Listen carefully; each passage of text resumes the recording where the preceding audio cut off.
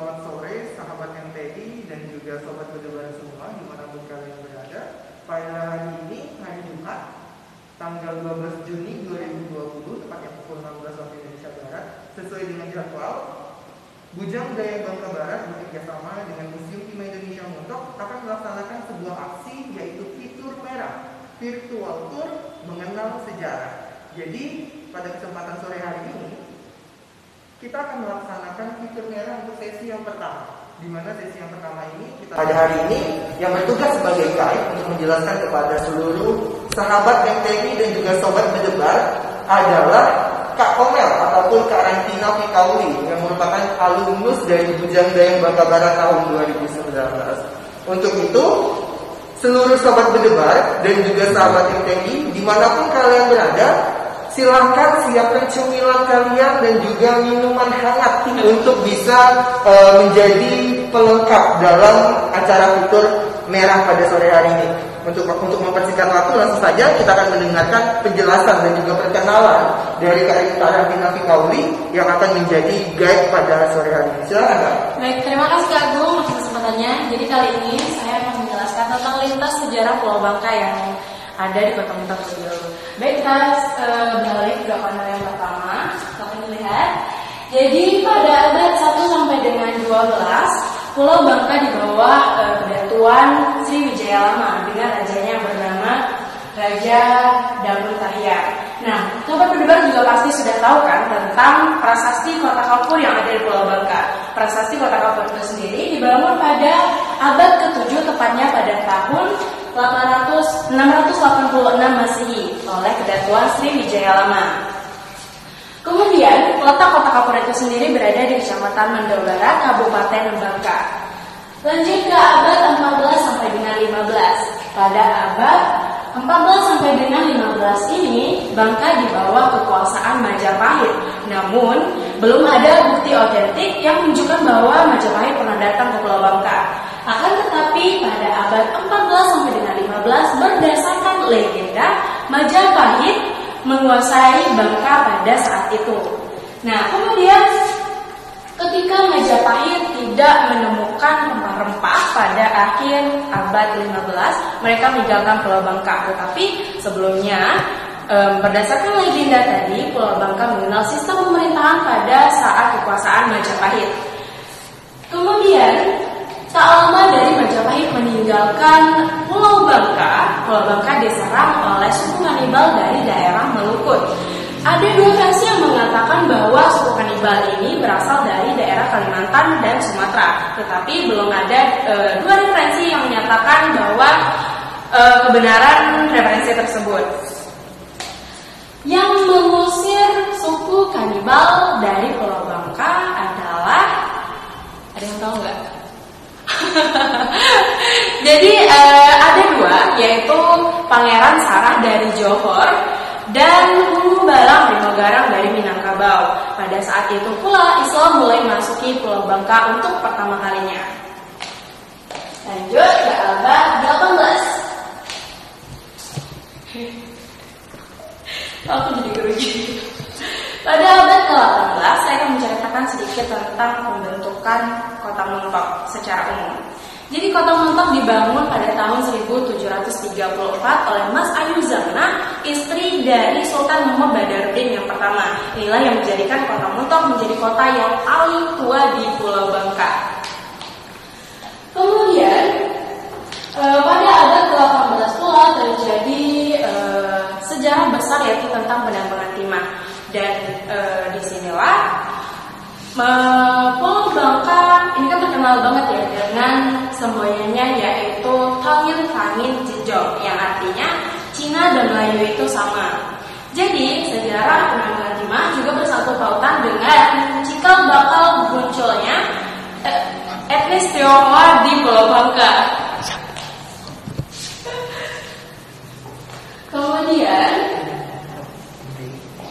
Kemudian ini terbukti dari abad 18 sampai dengan sekarang, Pulau Bangka terkenal dengan toleransi umat beragamanya itu sangat tinggi. Jadi pada abad 18 sampai dengan sekarang, suku etnis Melayu dan etnis Tionghoa istimewa hidup berdampingan dengan damai ini terbukti dengan adanya bangunan peribadatan khususnya di Kota Muntok, yaitu Kelenteng Kungfu Miao dan Masjid Jami. Dan itu artinya toleransi umat beragama di Pulau Bangka atau di Provinsi Kepulauan Bangka Belitung sudah terjalin selama berabad-abad silam. Lanjut ke abad ke-19.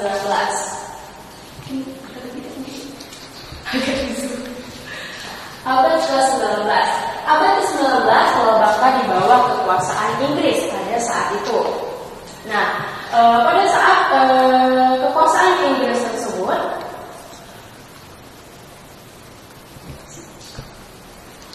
nama Kota Muntok diganti menjadi Minto.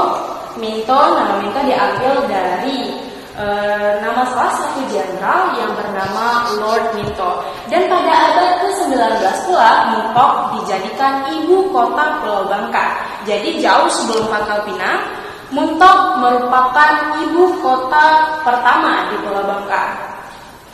Lanjut ke abad 20. Di abad ke-20 tersebut Pulau Bangka di bawah kekuasaan Belanda. Dan pada saat masa kekuasaan Belanda inilah Belanda mulai membangun infrastruktur yang ada di Pulau Bangka, khususnya di Kota Muntok. Belanda membangun Mercusuar Tanjung Kalian pada tahun 1862, Mercusuar Tanjung Ular pada tahun 1892, dan Museum Timah Indonesia yang sekarang pada tahun 1915. Nah, perlu sobat debat ketahui bahwasanya Museum Timah Indonesia Muntok ini sekarang dulu namanya adalah BTW, Bangka Tinwini, yang merupakan perkantoran pusat dan urusan pertimahan yang ada di Pulau Bangka. Nah, jadi bisa dibilang Museum Timah ini menjadi center pada saat itu untuk urusan pemerintahan dan perekonomian yang ada di Pulau Bangka. Kemudian, apakah sobat berdebat sudah mengetahui kapan sih terbentuknya Provinsi Kepulauan Bangka Belitung itu sendiri?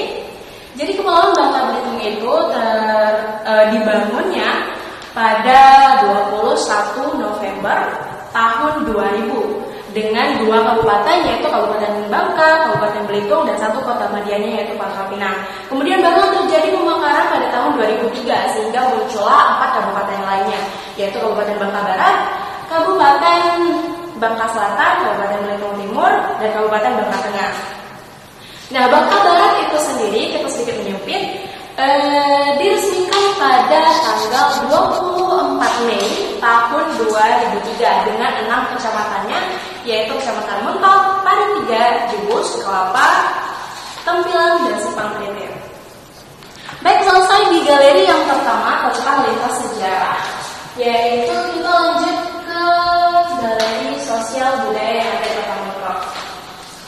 Jadi saya akan membahas tentang kain cual yang ada di Kota Muntok ini khususnya, karena kita di Pulau Bangka Belitung yang terkenal itu adalah kain batik cualnya. Mungkin bisa dilihat dulu patungnya. Oke, jadi kain cual ini dahulunya namanya adalah lima muntok. Jadi jauh sebelum cual, lima muntok lebih dikenal oleh masyarakat luas. Dulunya kain cual ini ditenun oleh bangsawan dari Palembang. Jadi jika ada kemiripan motif dengan songket Palembang, itu bahwasanya karena memang awalnya cual ditenun oleh bangsawan Palembang. Nah, jadi ada yang tahu nggak sih tentang arti daripada cual itu sendiri? Jadi cual itu bukan berasal dari singkatan dari celupan awal. Jadi celupan awal di sini maksudnya adalah benang-benang itu sebelum dibuat menjadi kain, benang-benang yang dirapikan kemudian dicelupkan ke tempat pewarnaan di sebuah wadah. Jadi itulah yang dinamakan celupan awal. Dulunya kain cual ini dipakai oleh bangsawan-bangsawan saja, tetapi seiring berjalannya waktu kain cual sudah lebih dimasyarakatkan. Baik, segitu aja. Jadi lintas sejarah tentang sosial budaya yang saya dapat sampaikan. Kalau ada pertanyaan, mungkin teman-teman boleh langsung ketik di situ. Nanti kita akan coba jawab. Oke, mungkin Kak Agung boleh bergabung. Oke, halo semuanya. Demikian tadi penjelasan dari Kak Omel mengenai sejarah dan juga budaya yang ada di Pulau Bangka. Saya akan membacakan sedikit ya.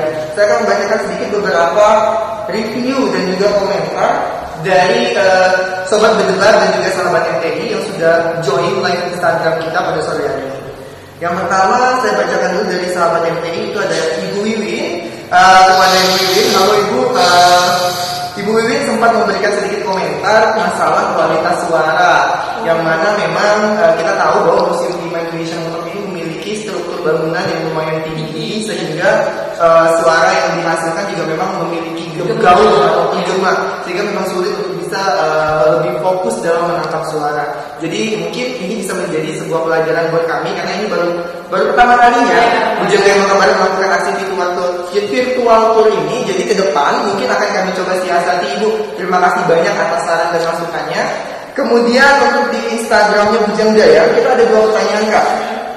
Yang pertama dari Ed Carmila yang menanyakan bahwa di Pulau Bangka sendiri lebih dominan etnis Melayu atau Tionghoa. Oke. Jadi Kak Omel coba bisa dijawab Kak. Oke, mungkin saya akan membantu menjawab Ed Carmila, yaitu tentang yang dominan ya, yang dominan di Pulau Bangka ini sendiri, yaitu kebanyakan mungkin udah pada tahu sih Kak ya. Yang dominan itu adalah etnis Melayu daripada Tionghoanya. Memang yang lebih mendominan ada 2, yaitu etnis Melayu dan etnis Tionghoa, barulah disusul dengan Bugis dan lainnya. Tapi yang paling mendominan di Pulau Bangka sejauh ini masih Melayu.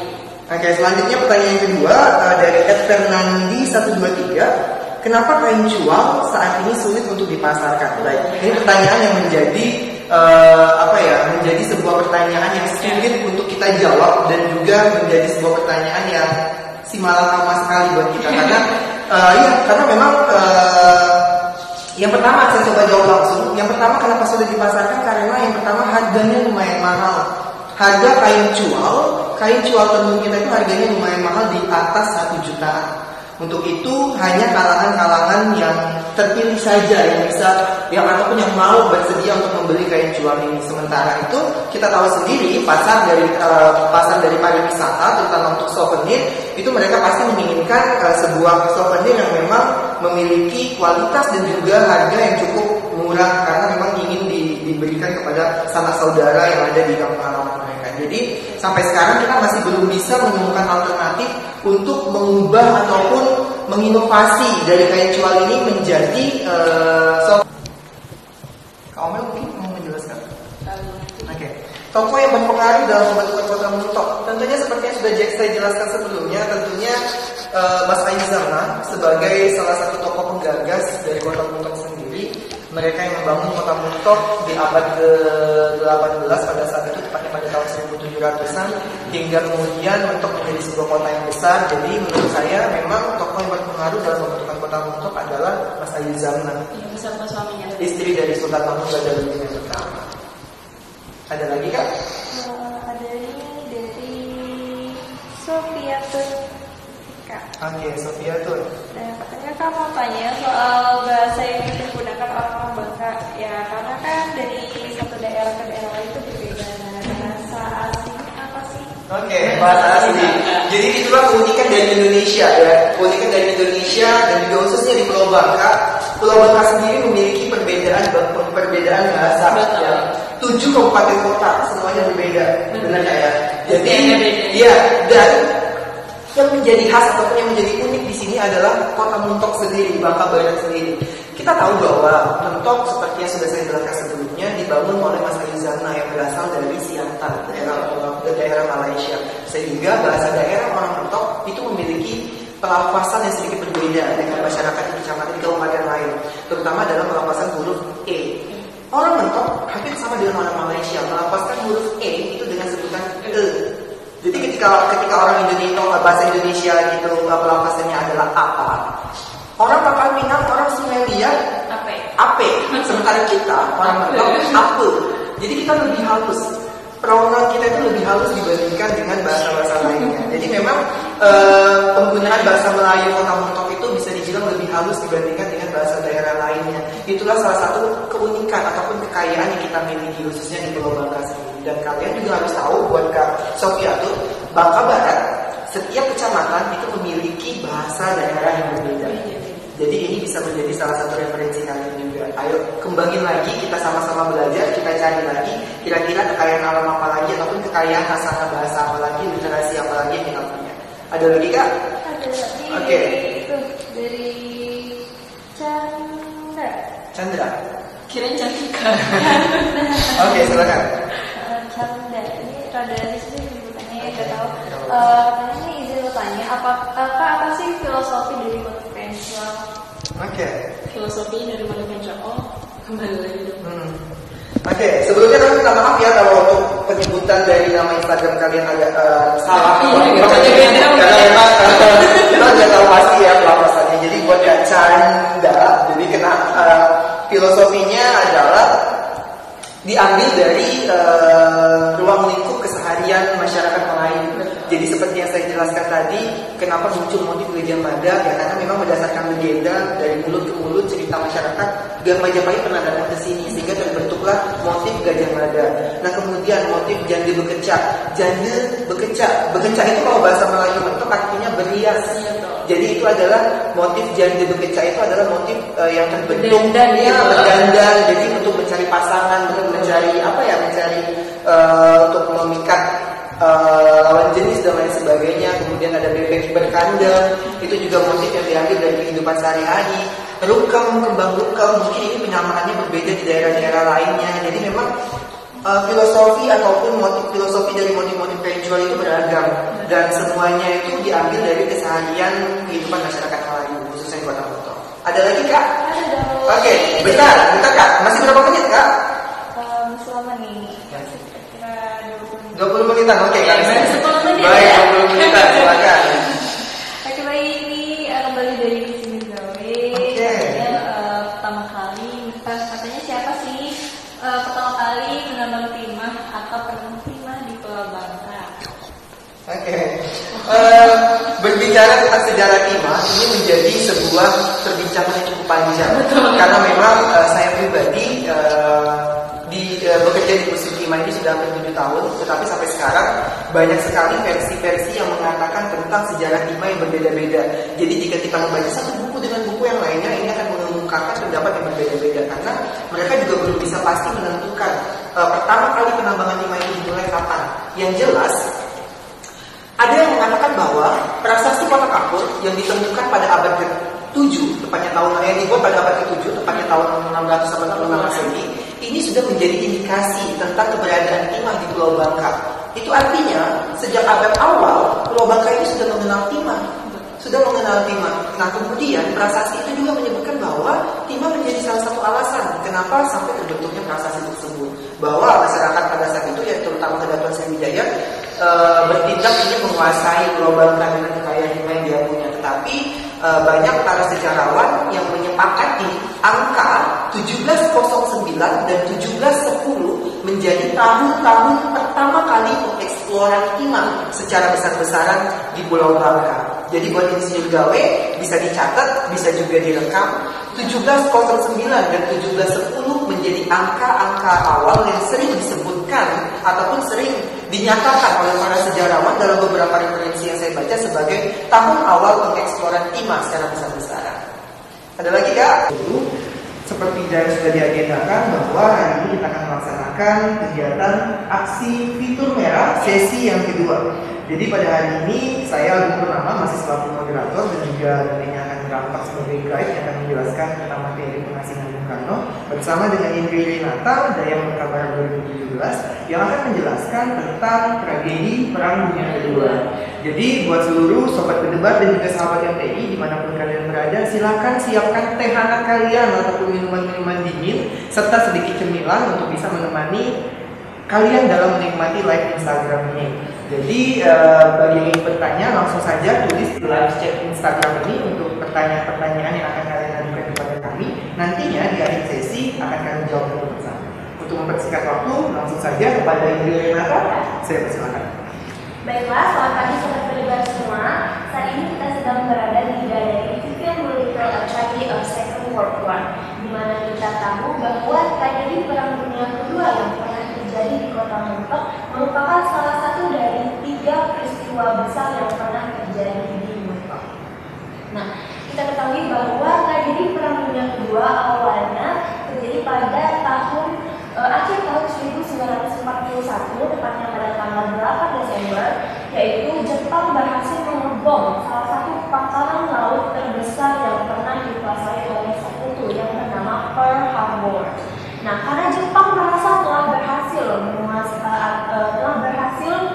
mengalahkan sekutu pada saat itu, mereka menjadi ingin menginvasi daerah-daerah lain khususnya di kawasan Asia, dan Bangka-Belitung khususnya Muntok menjadi salah satu target lokasi yang ingin didatangi dan dikuasai Jepang pada saat itu.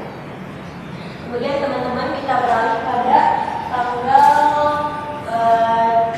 13 sampai dengan 14 Februari tahun 1942, di mana pada saat itu para suster dari Australia dan tentara-tentara dari negara lain yang berasal dari Inggris dan dari New Zealand ingin kembali ke negara mereka masing-masing. Pada saat itu mereka dari negara Singapura ingin kembali ke negaranya dengan menggunakan kapal laut. Dan pada saat mereka sampai di Selat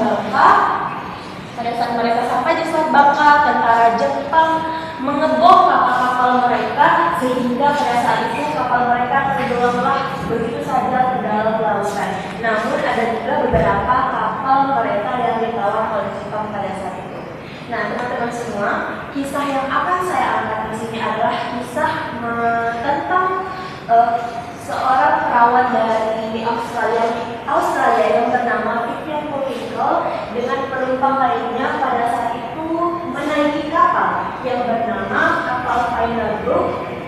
Dan seperti yang sudah saya jelaskan tadi, mereka ingin kembali ke negaranya dan di Selat Bangka mereka dibom oleh para tentara Jepang sehingga kapal Pioneer tersebut hancur dan tenggelam. Namun ada juga beberapa penumpang yang selamat termasuk Vivian Bolingo. Mereka menyelamatkan diri dengan cara berenang dan menggunakan kapal sekoci dan menggunakan barang-barang yang pada saat itu masih bisa digunakan untuk menyelamatkan diri, dan akhirnya mereka mereka sampai di kota Muntok. Mengapa mereka bisa sampai di kota Muntok? Mereka pada saat itu berpacu pada Menara Tanjung Kalian. Kalian tahu kan Menara Tanjung Kalian?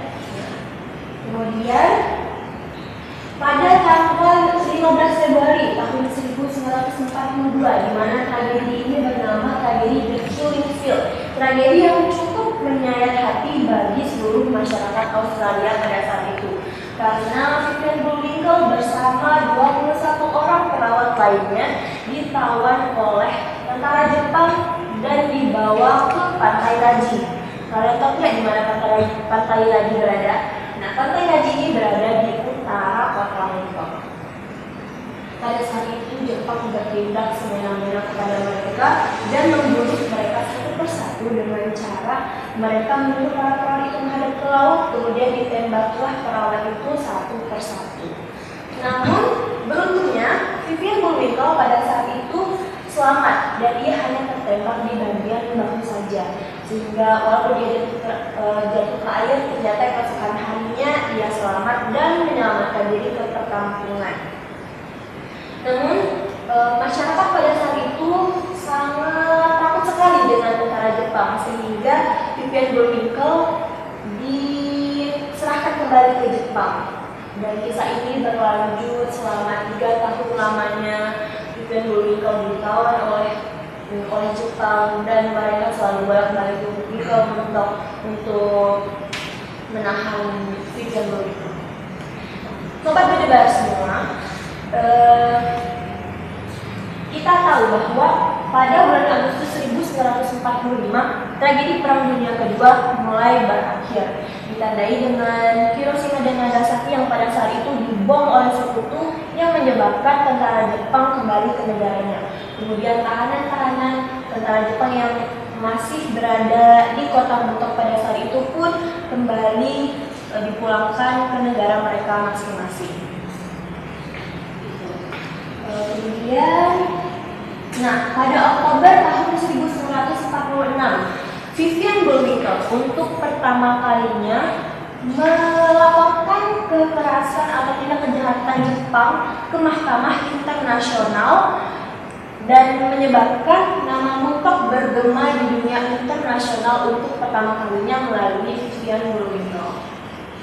Sobat berdebar semua, dari tragedi Perang Dunia Kedua ini dapat menjadi daya tarik pariwisata yang ada di Kota Muntok. Dan dengan buktinya, setiap tahun banyak sekali wisatawan asing dari Australia, dari Inggris, dan dari New Zealand untuk datang ke Kota Muntok untuk napak tilas. Nah, untuk napak tilas dari tragedi Perang Dunia Kedua ini ya. Nah, dan napak tilas ini menjadi salah satu paket wisata yang dapat menarik para wisatawan asing untuk dapat datang ke Kota Muntok. Mungkin itu saja yang dapat saya jelaskan tentang peristiwa ini. Untuk teman-teman semua yang ingin bertanya, dapat menulis pertanyaan-pertanyaan di kolom live chat. Dan sebelum kami dapat menjawab pertanyaan-pertanyaan teman-teman semua, kita akan beralih ke galeri selanjutnya, yaitu Galeri Bung Karno yang akan dijelaskan oleh Kak Abi. Oke, baik. Sekian sobat berdebat semua untuk penjelasan dari Kak Indri mengenai tragedi Perang Dunia Kedua. Dan juga saya ingin menambahkan sedikit ya, bahwa tentang pertimbangan terutama bagaimana kondisi pertimbangan di Pulau Bangka pada saat Perang Dunia Kedua. Jadi ketika Perang Dunia Kedua, ketika Jepang menguasai Pulau Bangka pada saat itu, kondisi pertimbangan di Pulau Bangka menjadi kondisi yang paling terburuk. Mengapa? Jepang mengambil alih untuk urusan pertimbangan di Pulau Bangka, di mana bahkan ini yang dulunya dikelola oleh Belanda, mereka ganti dengan sebuah badan perusahaan yang mereka bentuk dan mereka beri nama MKK. MKK merupakan kepanjangan dari Mitsubishi Kogyo Kaisha, yang mana perusahaan inilah yang kemudian mengambil alih untuk pengelolaan timah di Pulau Bangka. Dan pada saat itu banyak sekali hasil-hasil dari balok-balok timah yang sudah diolah di Pulau Bangka itu ditenggelamkan oleh mereka di kolong-kolong penambangan timah yang ada di Pulau Bangka, khususnya di Kota Muntok. Jadi memang masa kependudukan Jepang yang hanya 13,5 tahun menjadi masa yang cukup kelam bagi Indonesia, terutama bagi Pulau Bangka, dibandingkan dengan masa penjajahan Belanda yang berabad-abad sampai 3,5 abad di Indonesia, namun memberikan dampak yang cukup besar, terutama dampak pembangunan pariwisata. Terbukti dengan banyaknya bangunan-bangunan peninggalan Belanda yang justru menjadi salah satu daya tarik destinasi wisata di Kota Muntok khususnya. Oke, kita lanjutkan ke galeri selanjutnya, yaitu galeri Bung Karno. Ikuti saya. Lebih Anda bisa disebutkan pertanyaan dari siapa? Ya, dari Indah. Dari Indah. Oke, Indah. Oke, pertanyaannya apa? Mohon maaf Indra, pelajaran apa yang bisa kita pakai dari sosok seorang Vivian Wellington? Pertanyaan dari Indah. Satu-satu kayak jawab. Ya. Pelajaran apa yang bisa dipetik ya dari sosok Vivian Wellington? Edi mau jawab? Oke. Baik, saya akan mencoba menjawab pertanyaan dari Indah ya. Pelajaran apa yang bisa dipetik dari sosok Vivian Wellington? Dari saya pribadi, itu otomatis ini menjadi pengalaman pribadi masing-masing ya. Jadi setiap pribadi pasti memiliki ataupun akan mengambil pelajaran yang berbeda. Saya pribadi, pelajaran apa yang bisa diambil menurut saya adalah sebuah pengorbanan itu tidak harus selalu diakui oleh orang banyak. Sebuah pengorbanan bisa kita lakukan dengan sukarela, dengan ikhlas, dan nantinya percayalah itu akan membuahkan hasil. Jadi buat seluruh sobat berdebat yang ingin saya katakan adalah lakukanlah apapun yang bisa kamu lakukan selama itu baik. Jangan pernah menganggap itu sebagai sebuah hal yang kecil. Karena ingat, hal-hal kecil, hal-hal besar itu berawal dari hal-hal yang kecil. Dan ingat lagi bahwa orang tersandung itu justru karena kerikil, bukan karena batu gunung yang besar. Artinya adalah jangan pernah remehkan hal-hal kecil, karena dari situ kita akan bisa mendapatkan hal-hal yang besar. Mungkin bisa menjawab dan bisa menambah wawasan baru buat Kak Indah. Semoga jawaban yang tadi saya sampaikan bisa berkenan untuk Kak Indah sendiri. Makasih Kak Indah. Ada lagi Kak? Oke, next dari Wiwi Angel. Siapa Kak? Wiwi Angel. Wiwi Angel. Oke. Bertanya milik Bung Hatta atau milik BTW yang digunakan oleh Bung Hatta Kak? Milik. Mobil kayaknya. Oh, mobil milik Bung Hatta atau milik BTW ya? Oke. Jadi mobil yang digunakan tentunya adalah mobil operasional yang dimiliki oleh pihak Belanda ataupun pihak BTW. Jadi secara logika gak mungkin Bung Hatta datang ke sini membawa mobil-mobilnya atau membawa kendaraan. Jadi yang saya bilang mobil milik Bung Hatta itu makna milik di sana bukan berarti adalah mobil kepunyaan Bung Hatta, bukan. Tetapi itu adalah mobil yang sering digunakan ataupun mobil operasional dari Bung Hatta selama diasingkan di Kota Muntok. Jadi sekali lagi mobil-mobil yang ada di Kota Muntok ataupun yang di daerah-daerah lain itu adalah mobil milik Belanda sebagai penguasa pada saat itu. Jadi mobil BN10 adalah mobil Belanda yang digunakan sebagai operasional Bung Hatta selama di Kota Muntok. Oke, Kak Wiwi mungkin bisa menjawabkan yang dari Kak Wiwi ya. Selanjutnya Kak. Selanjutnya dari CCI 30. Oke, CCI dulu. Izin bertanya Kak, apa sih alasan kuat yang membuat Pulau Batam itu khususnya Kota Muntok menjadi tempat penghasilan Bung Hatta? Oke.